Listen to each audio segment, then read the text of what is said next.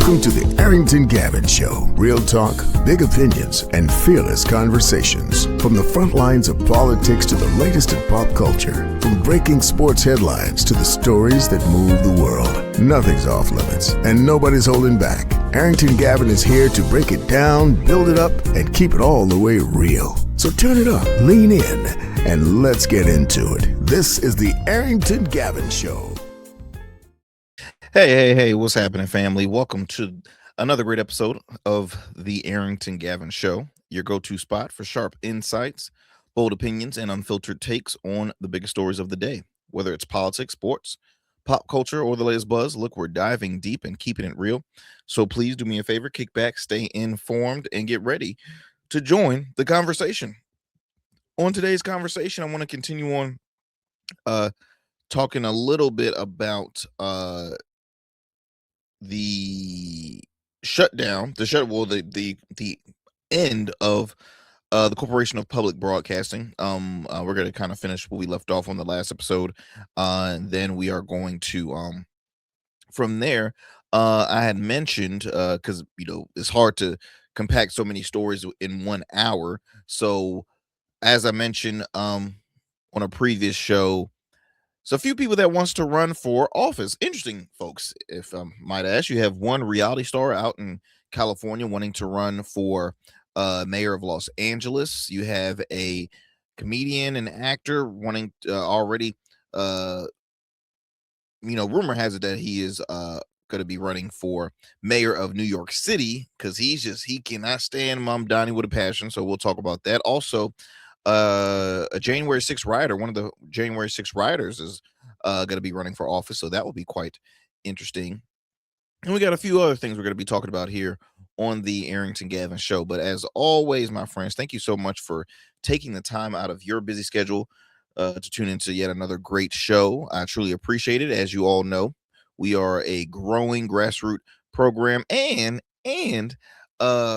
we have hit our peak. Last episode was episode 500, so we are just thrilled to continue to share great conversation and keep you up to speed as what's happening in our world, whether it's on a local level, state level, or even a national level. We're going to talk about it. That includes not just politics but sports and entertainment stories. So we're going to keep you up to speed on what's happening, and we just gonna keep doing what we're doing, and we're going to not hold anything back, because one thing we do know is that we hate folks that are not I don't want to say hate, but we dislike narratives that, especially that we see in TV, that is kind of giving you the cookie cutter response of things, or just they're a little hesitant because they might have corporate sponsors that they want to help make look good, and don't want to embarrass them, so they have to always keep it on one level and avoid speaking truth to power in certain situations. So yeah, we're gonna keep on having those conversations here on the show. Before we move forward, though, do me a favor, for those who are watching us right now on our YouTube channel, follow us, like, subscribe if you have not subscribed to our channel yet. As you know, we want to continue to grow our subscribers and viewers, and we see growth each and every day, and I truly thank you. But we want to continue to keep that momentum going. So as you see the pop-up, for those who are watching, like, subscribe, share with a friend, share with family if you have not done so yet. You can also watch us on Facebook. You can listen to us on wherever you get your podcasts on the go. You can, whether it's iHeart, Apple, or Spotify, you can find the Arrington Gavin Show on there. In addition to watching us on the platforms I mentioned earlier, you can also watch us on Goatverse TV. You can check out past episodes of the show on Goatverse TV. All you have to do is just download the app, the Goatverse TV app, on your App Store, Google Play Store, Roku, as well as Amazon Fire TV. And then lastly, you can also listen to us on the radio airwaves. Shout out to our affiliates, WBOK 1230 AM out in New Orleans. You can tune into the program, the Arrington Gavin Show, on their local station Monday through Fridays at 7 p.m. Central. time. Again, that is 7 p.m. Central Time, Monday through Fridays. As you see, I'm rocking some of the merch on today's show. And then you can also listen to us if you happen to be in the metro Atlanta area. Check us out on WDJY 99.1 FM. You can chime in on the show 11 p.m. Eastern Standard Time, Monday through Fridays. Weeknights, 11 p.m. Eastern Standard Time. Again, that's only on WDJY 99.1 FM Straight Talk. All right. So, how's everybody doing today? Y'all doing good? That's good. That's good. I am here still sore from my recent 5K run. Let me tell you something. As you know, I am a beginners when it comes to running 5Ks. And I was looking on TikTok and they were just saying, the you might be sore the day of, but you gonna be hella sore the day after. And Lord knows I am sore. I was sore the day after, and I'm still sore to this very moment. I'm like, goodness gracious, oh my gosh. It's just the way the muscles is. You don't realize when you run, you got to use every muscle in your body. Okay, you have got to use every muscle in your body, and Lord knows I feel it. I feel it, but I feel accomplished. I feel like I did something. I know my wife and I, we feel like we did a thing, and we were hype about it, and so we hope to continue to do it. Maybe not as a regular, but hey, you never know what the future holds. One thing, y'all, I encourage it a lot here on the show is that we have to continue to take care of our bodies, not just externally but internally. We have to make sure we eat the right food. We got to make sure we keep up with our doctor's appointments. Make sure we make sure we add more years and not try to erase years off our life. So it's very important that we continue to live a healthy lifestyle. And yeah, you can always have your cheat meal from time to time, or enjoy a good adult beverage, because Lord knows I do. I love my bourbon. I love my bourbon. I love my whiskeys. I enjoy a good drink. Whether anything you give me, I'm gonna enjoy it. Maybe not vodka. I still can't. I you know I was a rebel back when I was in college, and vodka was not my friend. So I kind of retired from the vodka. But just enjoy. You can always enjoy yourself, but you also have to take care of your body as well. So let's do more of taking care of ourselves, and then after that, we can always have our little cheap meals. Yeah. So what else we got going on here? What else we got going on here? I think that's about all. Uh, is there? I feel like I'm missing something. I feel like I want to mention to you all something before we move forward. Oh yeah. So recently, because I don't want to spend too much time, but again, it gives me it always uh I share about it here on the program all the time, about term limits when it comes to these elected officials, regardless if they're on a local, state, or federal level. It was just announced that Maryland Steny Hoyer, the longest serving House Democrat, will be retiring at the end of his term. Uh, says here uh, he has held as the longest uh, serving in the House Democratic Party. Uh, says here he's stepping down from a nearly 60-year career as an elected official, rising to key leadership positions in Maryland General Assembly and in Congress. 60 years. Most of that has been obviously in Congress, and good for him. I'll always tell you this: there are a lot of folks of a certain age that is still very sharp when it mentally, and probably even more very sharp for as far as being agile and active and things like that.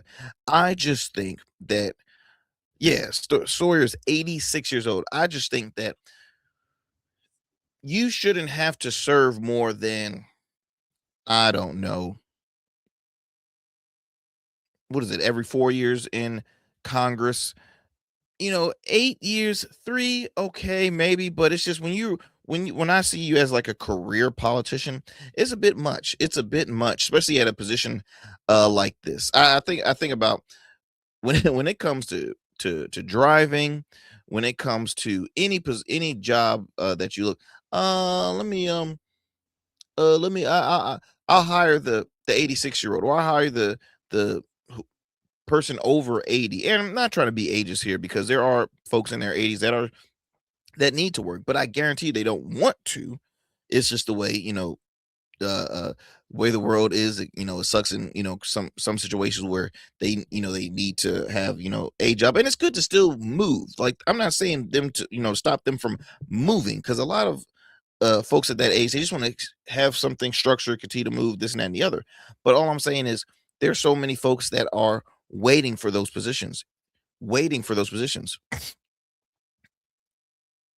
and you can be of some mentor to them, and still be involved in politics behind the scenes. But when it comes to uh, uh, being in control of the way the world lives, it can be a little shaky, in my opinion. It can be a little, uh, uh, uh, add some nervousness to, to society, and frustration as well. Um, Especially when you have some folks that might be, having a buffering episode, or simply just, hey, I slipped and fell, and now I got to get a new hip, so I'm not going to be able to make this vote. I mean, it's a lot. It's a lot. Anyway, not going to continue on that long, but I just want to keep you all aware that that there goes a long career for one Steny Hoyer, congressman, longest serving House Democrat, is retiring at the end of his term at the age of 86 years old. So we thank you for your service, sir. On to the next. No, I'm joking. But look, my friends, we're going to take a quick commercial break. When we come back, we'll have some more here on the Arrington Gavin Show. Do not go anywhere, and please do not change that dial. We'll be right back. Jazera Learning Institute, LLC, is a hybrid learning center that strives to educate adults and children in all fields. During the day, we offer programs that are focused on developing students from pre-K to 12th grade, which includes tutoring, homeschool co-op, an after-school program, SAT, ACT prep, and many more engaging academic programs. Our adult education programs include workforce trainings, GED prep, life coaching, various seminars, and many more. Our vision is to train and educate in a positive way that will lead to a positive change in the world, one person at a time. For more information, visit us online at JazeranLearningInstitute.com or call us at 757-208-7407. What's up, y'all? Welcome to And we still in traffic. Don't look familiar, do I? Not in this seat. Hey, what's that you listening to? Here to host today. Hey, turn it up. Yeah, this that new Goldverse app. I got you. So y'all want to know where the goats are? They're off on the sidelines. Looking for fresh, relevant content wherever you go? What was the name of the app he said? Introducing Goatverse TV. Goldverse, that's what it's called. The free streaming app that brings you the best podcasts, current events, and thought-provoking opinions all in one place. Download it now from the Apple Store or Play Store. In Goats, we trust. Every man has a story to tell. Your ambitions, your achievements, your legacy.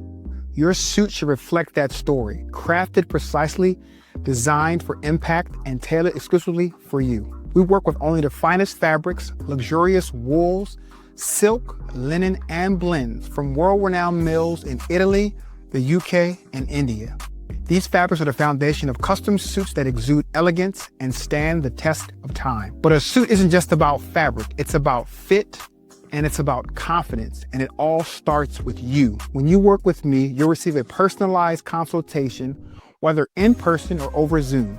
Together, we'll explore your vision and discuss your needs, and we're gonna bring your ideas to life. My journey as a designer includes apprenticing under New York-based designer Clavon Leonard, showcasing collections at New York Fashion Week, Algeria Fashion Week, and the prestigious Baltimore Met Gala. That experience is what we bring to every suit we create, from weddings to corporate events and everything in between. We specialize in crafting one-of-a-kind suits for life's most significant moments. Dapper Luke has been recognized as one of Baltimore's best menswear in 2023, and I was honored to be one of the 10 designers selected for the prestigious Baltimore Met Gala. With over 900 satisfied clients, we proudly serve Virginia Beach and Baltimore, bringing world-class designs to these incredible communities. We don't just make suits, we craft confidence. Your suit will fit your body, your style, and it will tell your story. Book your free online personal consultation today. Visit www.dapperluke.com. All right, family, welcome back to the show. As I mentioned, I want to continue on sharing the conversation or discussing the conversation about the soon-to-be closure of the Corporation of Public Broadcasting due to the funding cuts of this administration. I want to continue reading this article from NBCnews.com. And I'm not going to start from the beginning. I'll just continue where I left off. So, the CPB, which Congress created in 1967, helped support more than 1,500 local radio stations, as well as television stations nationwide. It also funded public program like I mentioned Sesame Street in the previous show. Programs on PBS and NPR have been able to remain on the air because of other sources of funding. So that being said, you have some shows still kind of holding on strong because of public funding, because the public sees a huge reason to keep this and a need to keep shows, PBR or NPR. When it comes to rural areas, there is no form of like news. I mean, if they can get access to streaming platforms, things of that nature, but public media has always been a massive asset to rural areas and having an understanding of what's happening in the world, as well as educating youth. I mentioned in a previous show, when I was a kid, you had shows like Arthur, you had shows like Franklin, you had shows like Sesame Street. Those weren't just entertaining for kids, but they were educational. There's other programs like that are very educational. So for me, I'm thinking, okay, you talk so much about, oh my goodness, the grade level has gone tremendously down, and the curriculum that's being taught in schools are just not helping our youth. So again, you're telling me that taking away programs is going to be beneficial to for the youth. I think they have truly and I say they as in this administration, because not only have they cut funding, or not even cut, but ended, they stopped funding. In addition to that, they're continuing to insult the performing arts. As you know, it's not the Kennedy Center anymore, it's the Trump Kennedy Center. I mean, just saying that makes me ill to my to my stomach. I mean, it's just puts a bad taste in my mouth. There's been so many groups that has announced that they were leaving, people that are canceling performances, or certain dates that they've there. They're like, nope, I'm not doing it. I mean, they have remodeled the whole Kennedy Center Honors necklace, and they've honored folks that are primarily Trump supporters. Okay, it's to say that we're not under a form of dictatorship. We're fine. We're good. It looks weird. It's like when you have a leader of a country that puts his name on everything, like if he's treating it like one big, resort or one big Trump building. Like, it's a bit weird. And I've been in a Trump Towers years ago as a kid. I think I was in Chicago, and going there, and I'm just like, it's a bit it's a bit much, right? Everything is in gold. Everything has his name on it. Trump this, Trump that, Trump that, Trump this. I mean, everything from the toilet paper got Trump's name on it. It's a bit much. It's a bit much. He puts himself as his brand. He put himself as the host of the Kennedy Center. Since when the hell did a sitting president ever host the Kennedy Center? I mean, it's just too much, y'all. And then it ticks me off when we see where they're putting their most money in, right? Where the government's putting most of their money in, but then it it kills me the funding that they're cutting, that they're taking away. So they can't stand any form of DEI programs. Okay, they're cutting funding from HBCUs. Okay, they're cutting funding from public broadcast Corporation of Public Broadcasting.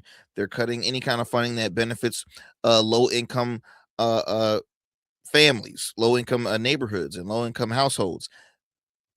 There is nothing that has been, in my opinion, that is benefiting the majority. It's only benefiting one demo, one group.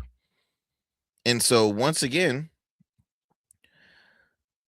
when we see that, or not even when we see, when you hear folks that have been long time vocal supporters all of a sudden turning on them, especially like Marjorie Taylor Greene. Like Marjorie Taylor Greene continues to wow me.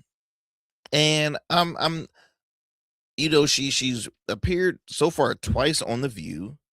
She's continuing to speak against her party. She's continuing to speak against Trump. She's beginning to she's continuing to speak against the House Speaker. She's no longer in Congress, by the way. She ended her career on January 6th. But it's just it blows it really just it baffles me. It really does. I'm kind of at a loss of words.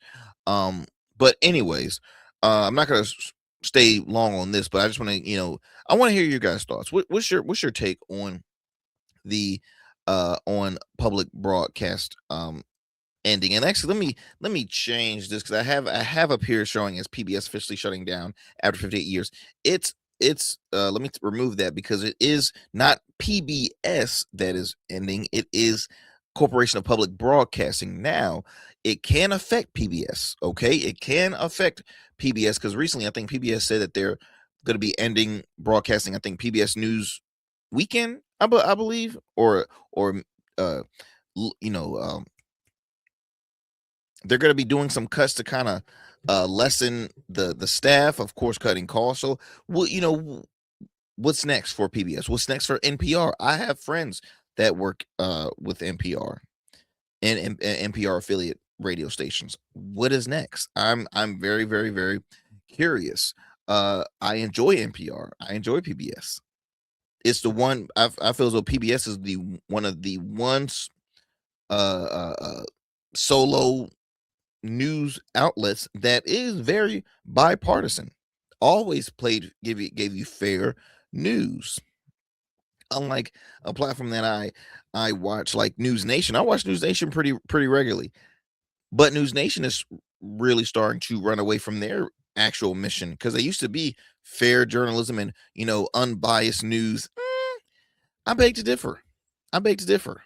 Because what they're doing is continuing to be a spinoff of Fox News. Yeah, they have a couple of they have some liberal voices up there. Now, I will say the only two primarily liberal voices that is on weeknights or weekdays is Elizabeth Vargas and Chris Cuomo. And that's no disrespect saying they're liberals, because I think they could be, Elizabeth Vargas could be moderate. She can be a moderate Democrat, or she could be a moderate Republican. She has always been on more of the lines of, I'm not feeling this administration kind of line, especially Chris Cuomo. He's always shared his take on this administration. He's also shared his frustration on the Democratic Party as a whole. But now when you bring on folks like I don't even know how to Katie something. She's from Fox News, been with Fox News for some years. Was a fill-in co-host from time to time on the 5. I mean, she's now getting her own primetime show. You have Leland Vittert, former Fox guy. Somewhat fair in some sorts. Oh, this girl, her name is Batya. Batya something. She has her own weekend program. She is a Trumper through and through. She considers herself a lefty Trumper, or lefty MAGA, or MAGA lefty, however you want to call it. MAGA's MAGA. I don't know about lefty or righty when it comes to MAGA's MAGA.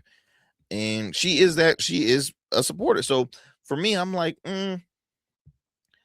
you're either going to be hurting or you're doing this for the ratings, because at the end of the day, conservative outlets tend to have more viewerships than liberal outlets.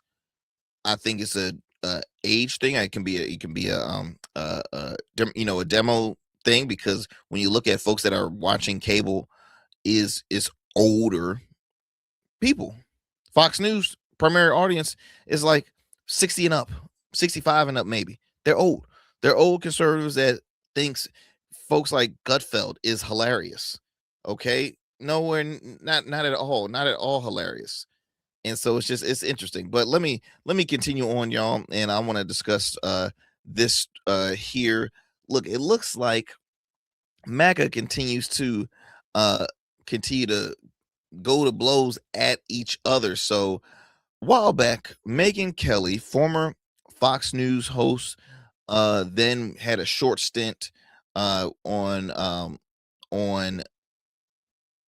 NBC, because I think she had her own hour on the Today Show. But she was mainly, known for being on Fox. Now she has a huge media empire, her own solo media empire, and she's a popular Sirius XM host. I believe she has her own channel on there as well. She had shared some. She had kind of called out her former employer, her former employer, Fox News. And let me go ahead and see if I can find that soundbite for you and play it for you, and then we'll talk about it on the other end.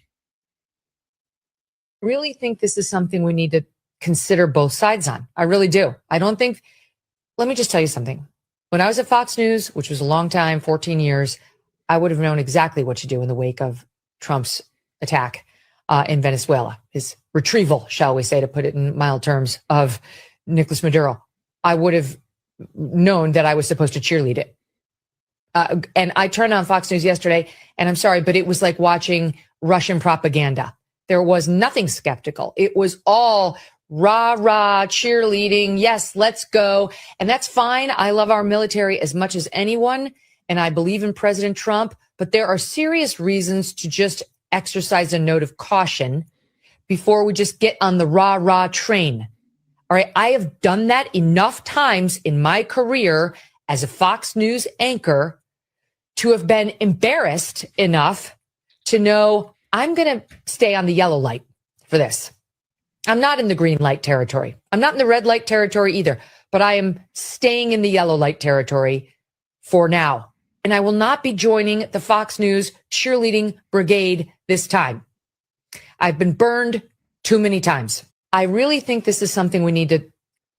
What is so funny is, like, why the change, Megyn? Why the change all of a sudden? You've always, you still do that to me. I think she still, kind of shares the same old, routine, the same old thing that she's been doing for years. That's what she's known for. So to now come across like, I'm not doing it anymore. I'm just not today. I'm not going to get burned anymore. Again, that's what made you famous. Look, this is somebody who was embarrassed many times by a person that she endorsed in the last election. Okay. It's so interesting seeing the whole back and forth amongst MAGA folks, because during during one of the conservative functions, I don't know, it might have been a Turning Point USA function or something, one of those functions, CPAC, something like that. Ben Shapiro called out folks like Candace Owens, Steve Bannon. Steve Bannon returned the favor and called out Ben Shapiro. Megyn Kelly's like, I'm in between a rock and a hard place. I'm stuck. I look at Ben as a friend. I look at these folks as a friend, and this and that. And I'm just like, oh my gosh, y'all keep on. Y'all need to eventually. I don't know why y'all just keep having that brown stuff on the nose of y'all's, because you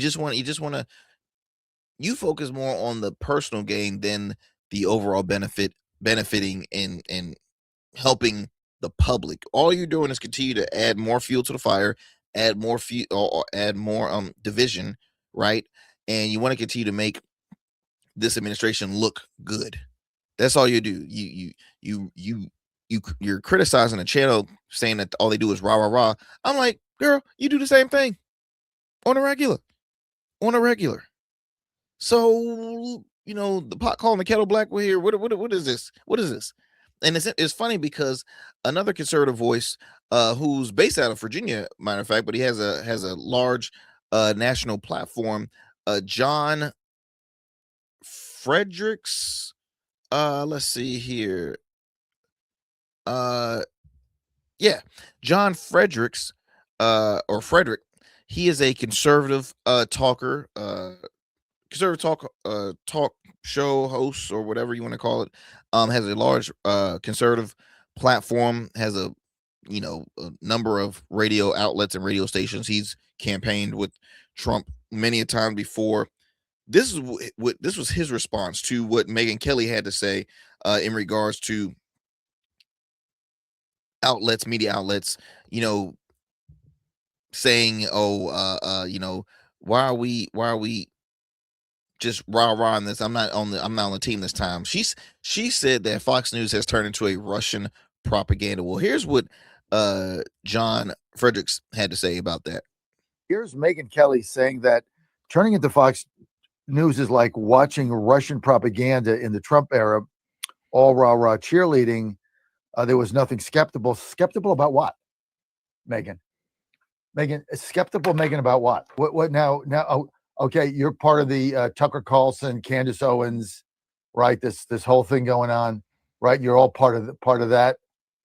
Got it, right? So you're part of the clickbait crew now, right? So Fox fired you, and now you're pissed. I don't know what it is. I don't watch Fox either, but I don't even know what your point is. To roll it. I really think this is something we need to consider both sides on. I really do. I don't think, let me just tell you something. When I was at Fox News, which was a long time, 14 years, I would have known exactly what to do in the wake of Trump's attack in Venezuela, his retrieval, shall we say, to put it in mild terms, of Nicolas Maduro. I would have known that I was supposed to cheerlead it. And I turned on Fox News yesterday, and I'm sorry, but it was like watching Russian propaganda. There was nothing skeptical. It was all rah, cheerleading. Yes, let's go. And that's fine. I love our military as much as anyone, and I believe in President Trump. But there are serious reasons to just exercise a note of caution before we just get on the rah train. All right. I have done that enough times in my career as a Fox News anchor to have been embarrassed enough. Shut up. You stayed there and you took the money. What a complete hypocritic fraud. You stayed there for 14 years and you made your millions and you took the money and you did what they said. So shut up. And if you didn't get fired, you'd still be there. You wouldn't be on your stupid podcast getting clickbait. Like, get out of my face, Megyn. Okay? Be honest and say, hey, I stayed there and I took the money. All of it.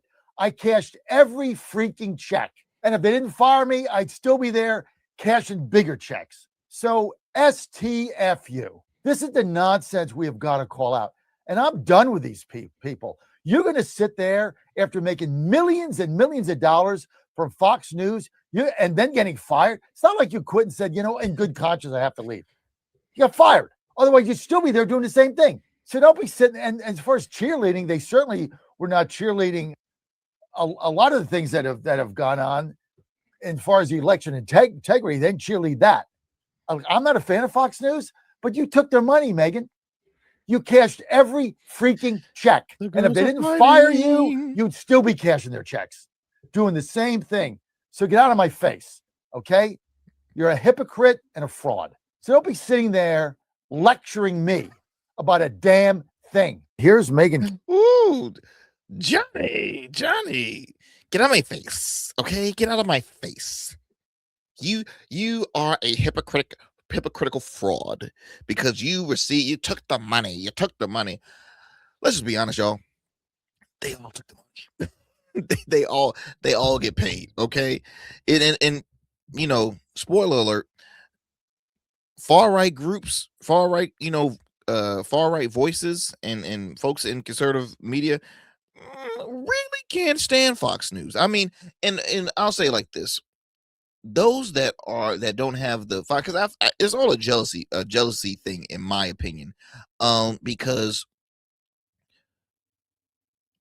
far right groups or far right, extreme right leaning folks look at Fox as the betrayal channel. They betrayed Trump during the election because they call election. No, they were doing what they were supposed to do. They actually were being truthful at that point. Now they continue to spew lies to, because I think they had faced a massive lawsuit. But I mean, hey, they called it and kept it moving from there. See, that's why Trump continues to praise channels like Newsmax, because they kiss up to Trump. See, when you don't kiss up to Trump, you become, on his pay me no mind list. He calls you a traitor like he did Marjorie Taylor Greene. He calls if you disagree with him anytime, he's coming after you, right? He's doing it right now with the whole ICE agents,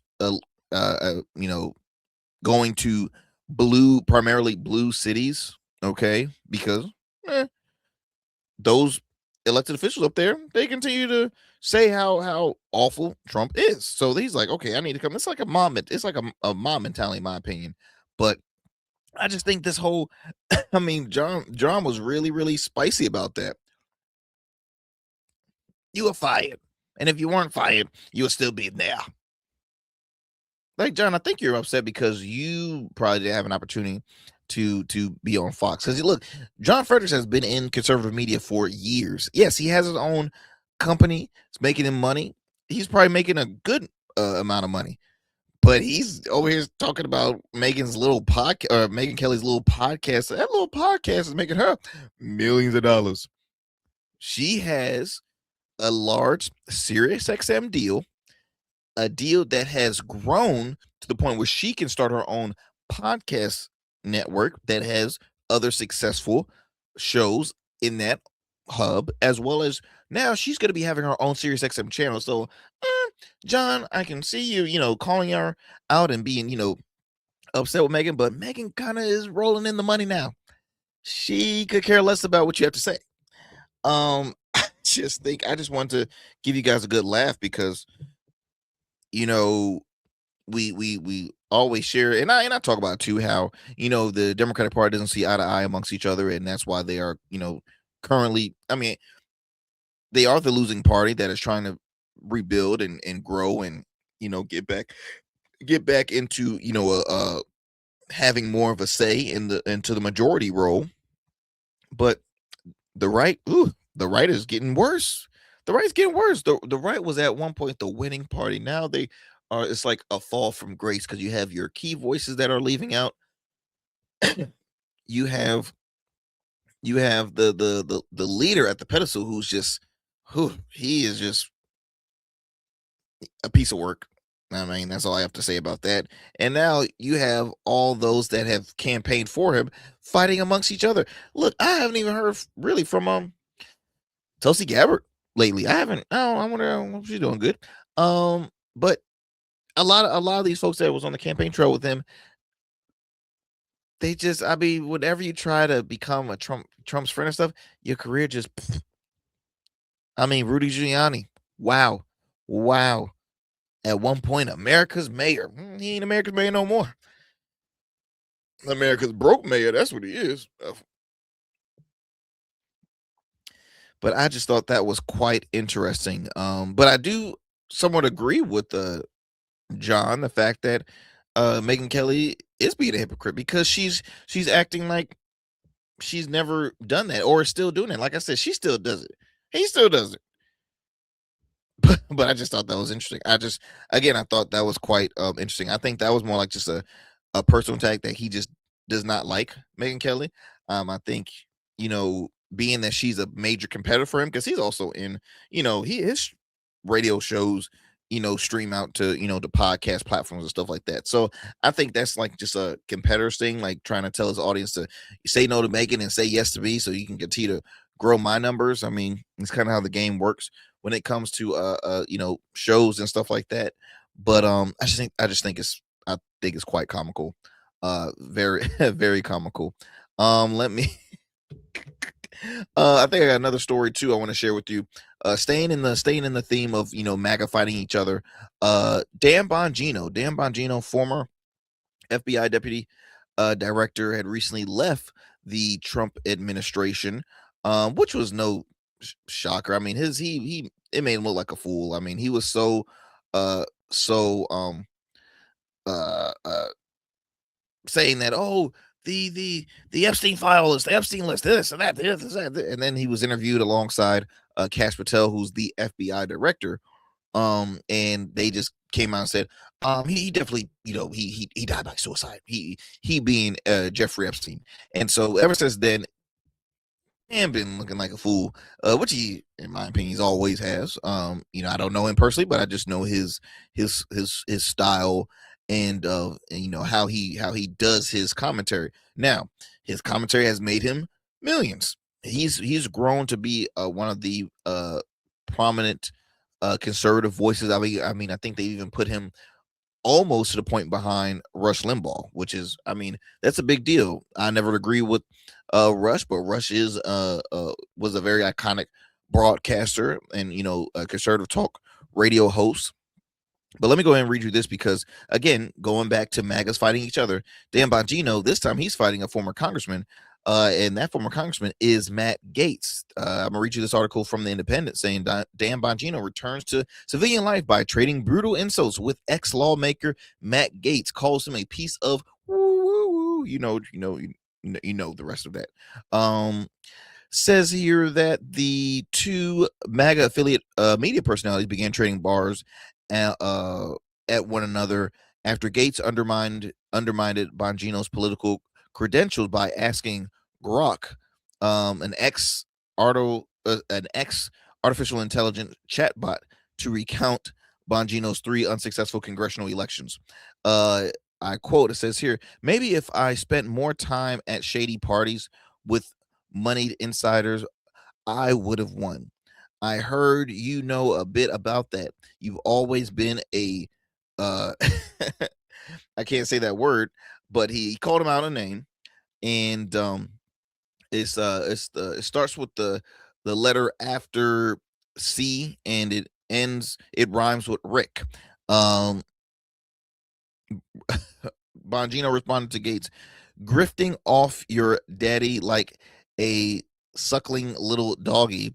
When I first met you in the panhandle, I knew you were a piece of, again, you know what? It's written all over that phony face of yours. I mean, Dan Bongino always wants to pick a fight with somebody. Let's not recall Must See TV back when he was a Fox News contributor. Him and Geraldo Rivera used to always go to blow, and it was priceless. Because look, Geraldo Rivera is a Republican, registered Republican, but Geraldo Rivera is a never Trumper. He was friends with Trump for years.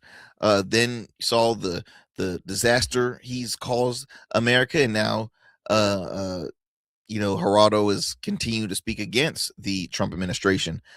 He even as far as endorsed Kamala in the last election. Gaetz then went on and told Bongino to take a chill pill. Bongino referenced accusations of Gaetz being anti-Semitic. Gaetz reminded Bongino that he once endorsed him, and Bongino maintained his belief that Gaetz is still called him out again. So it's very interesting that that's occurring, and I don't even know where this even started, but just to kind of recall Matt Gaetz, a former Florida representative, gave up his seat to become President Donald Trump's short-lived nominee for Attorney General. Whew, I'm so glad that did not happen. That would have been hell. But was forced to withdraw from the process after House Ethics Committee investigation uncovered accusations of sexual misconduct involving a minor. Bongino insults about Gaetz, shady parties, appeared to be a reference to the committee's report that accused the former congressman of attending drug-fueled sex parties. Ugh, nasty, just got just nasty dude. Now currently, he is Gaetz. He hosts his own primetime show on the conservative network One America News, OAN for short. And so he's continued to do that. I mean, it's again just trashy TV. trashy, very far right, extreme right media that has given Matt Gaetz a show, which that's what Matt Gaetz all he wanted was to have a show. A lot of these folks really just want to have shows. I personally think that Marjorie Taylor Greene is going to have her own show very soon. I do believe that she's not going to be running for anything anytime soon. I don't think she's possibly even going to run at all. She says she doesn't want to run for Senate, governor, or president. So I personally think that that leads to media. And at the time, she did have a podcast during her time in Congress. But I think she is I possibly think she could be going to either have her own show. Possibly it'll be interesting. Possibly could be be on The View. I know that's crazy. That's a far stretch, but she's been on twice so far. She's been on twice. It will be interesting. I can't picture a Marjorie living in New York, because in order to be on The View, you got to resign in New York.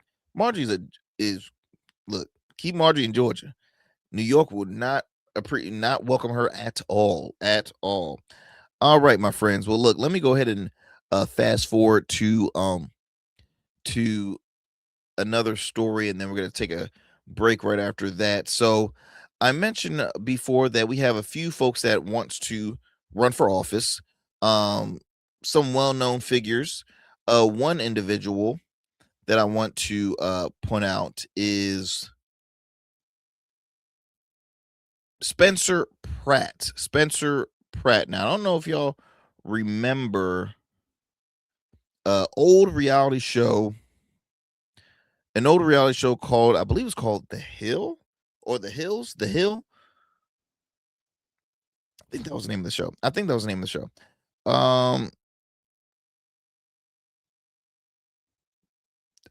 I never really watched it, but I remember that he was a co-star. He was on the show alongside with Caitlyn Jenner's son, Brody Jenner, Heidi Monta. It was a few other. It was a show that documented kids in the wealthy side of Los Angeles or California, and all they do is just party, drink, drama, make out, and have their little temper tantrums. I guess reality TV's villain, and person that was the biggest crybaby, not crybabies, let me rephrase that, the biggest whiner and just always had temper tantrum was Spencer Pratt. Recently, Spencer Pratt says party labels don't matter in his bid for Los Angeles mayor, but he is running as a registered Republican. So if they don't matter, then why run? But anyway, he says, but the former reality star, and I'm reading this from political.com. Actually, let me go ahead and share you this soundbite first, and then I'll read you a little more of this article from political.com. The system in Los Angeles isn't struggling. It's fundamentally broken. It is a machine designed to protect the people at the top and the friends they exchange favors with, while the rest of us drown in toxic smoke and ash. Business as usual is a death sentence for Los Angeles, and I'm done waiting for someone to take real action.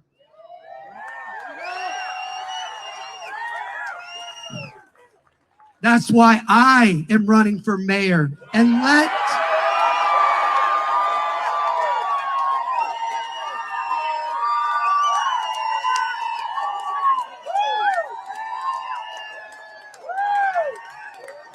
And let me be clear, this just isn't a campaign. This is a mission. And we are going to expose the system. We are going into every dark corner of LA politics and disinfecting this city with our light.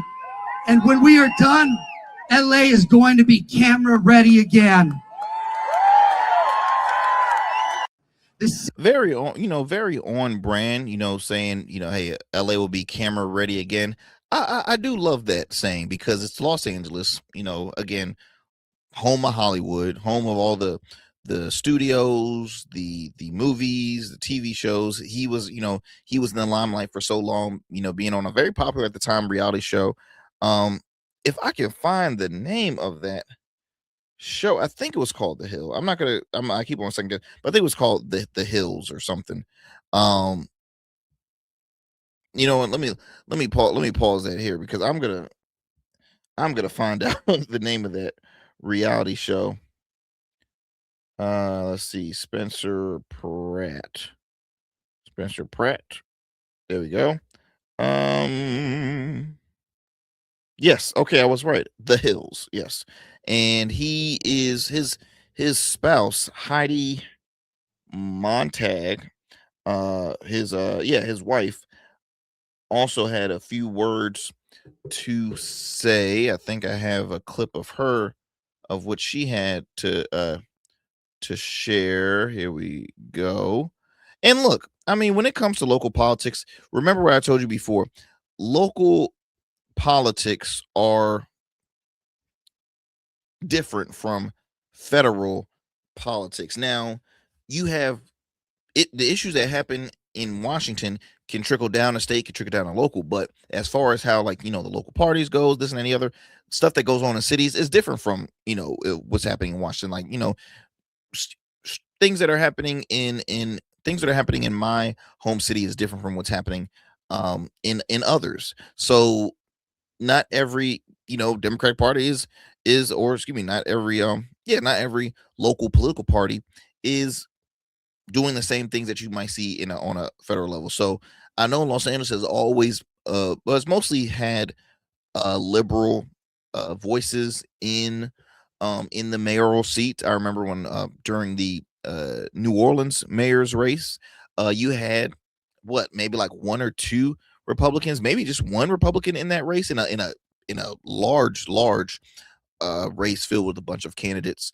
And I had my buddy Ricky Twiggs Jr., who's one of the candidates for mayor of New Orleans, who just has shared, look, in our history here in New Orleans, we mostly had Democratic mayors. Check it out. The issues that has occurred in New Orleans has been under Democratic leadership. So, I mean, could Spencer Pratt have a chance to win and become a mayor, as a Republican?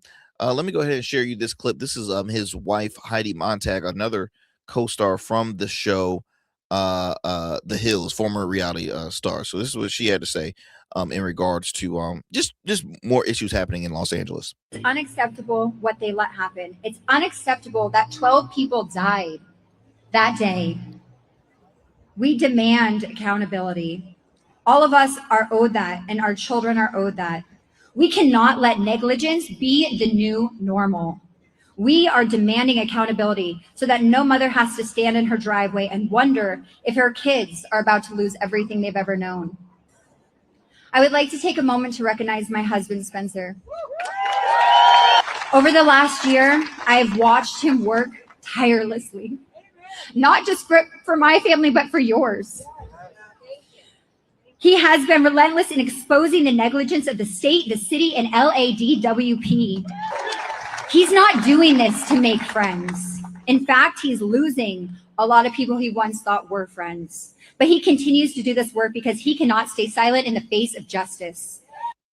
It's unacceptable what they let happen. So that's what Heidi had to say about her man's Spencer Pratt.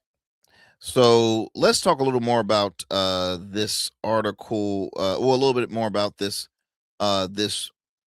announcement that Spencer Pratt, this is him actually standing with Rick Scott out in Florida. So it's interesting that he's getting the experience, I would say, from Florida politicians and bringing it to LA, to California, where he resigns. He staged let's see. So what you just heard was him announcing he was running for mayor recently from the stage at the They Let Us Burn rally in Pacific Palisades, held 1 year after a massive wildfire leveled the community. Pratt and his wife, again, Miss Heidi Montag, lost their home in the blaze, which killed 12 people and destroyed more than 6,000 homes. Now, since the fire, Pratt has broadcast sharp critiques over the handling of the fires to his millions of followers on social media, largely attacking Governor Gavin Newsom and LA Mayor Karen Bass, his Democratic opponent in 2026 race. As I mentioned just before I continue to read this, this is why, y'all, I say that Gavin Newsom, yeah, he could run for president if he wants to. You know, they're saying a lot of the stuff that he's doing is slowly but surely in preparation for him to make a presidential run. I don't think he would win. I don't think America wants, at this point, anybody from California to run, or excuse me, to serve as president of the United States, especially somebody that has led in the governor's role in California. Again, cost of living is crazy in California. Homeless rate is crazy in California. There's so much baggage in California. I don't think that the overall of the U.S. would vote for that. I truly don't. Pratt declined any questions to Politico after his announcement, including about his party registration. It's a nonpartisan race, he said, but we all know that that's a bunch of bull, because even in nonpartisan races, they are still endorsed by parties.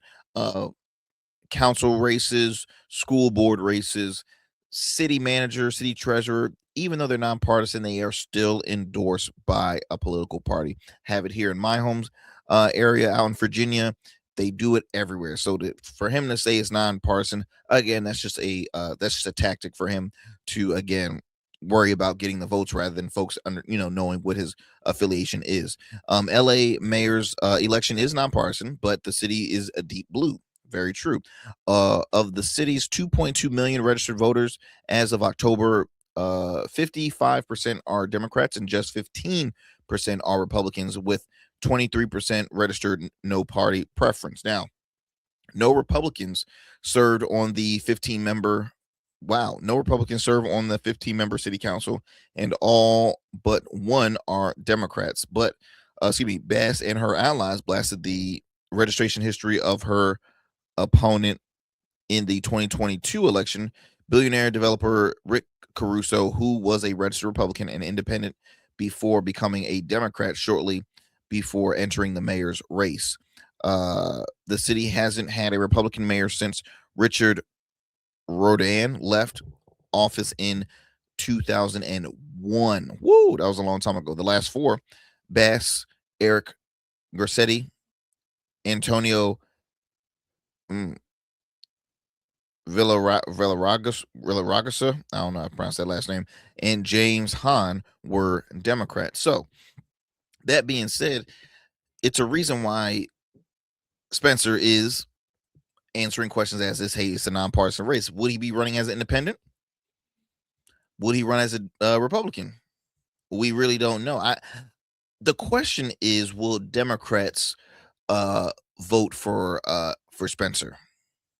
Would Democrats vote for Spencer and say, okay, look, let's get Karen out? Karen served on Congress. Then after serving in Congress, he came back to her home area and served as mayor, and is currently serving as mayor. A huge role. Again, local cities out in California it's a struggle. I'm looking at my time, y'all. I'm gonna have to finish this up on the next show, but